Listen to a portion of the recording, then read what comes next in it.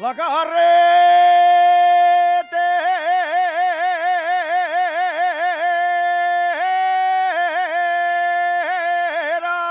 al Pedroso,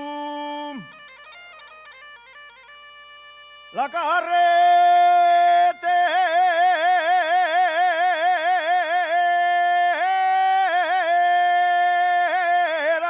al Pedroso es muy larga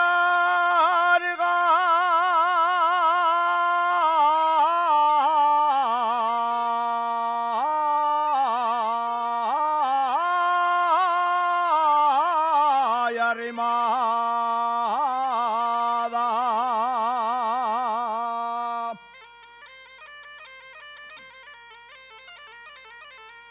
Es muy larga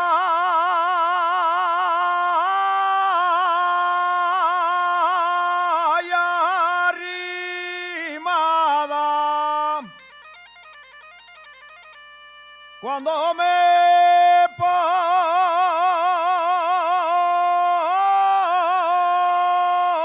a salir, no me acuerdo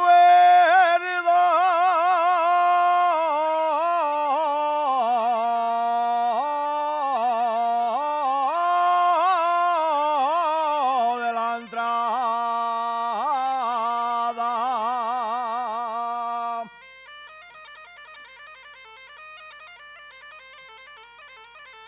El que tiró la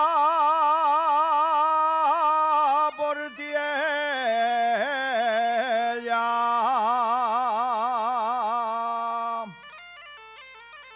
el que tiró la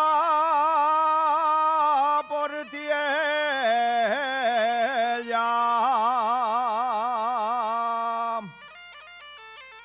ya lo veré yo mañana.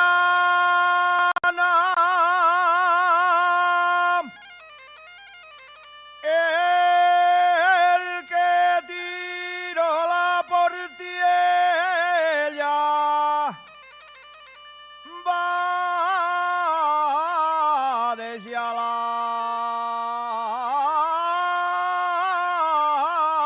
como estaba.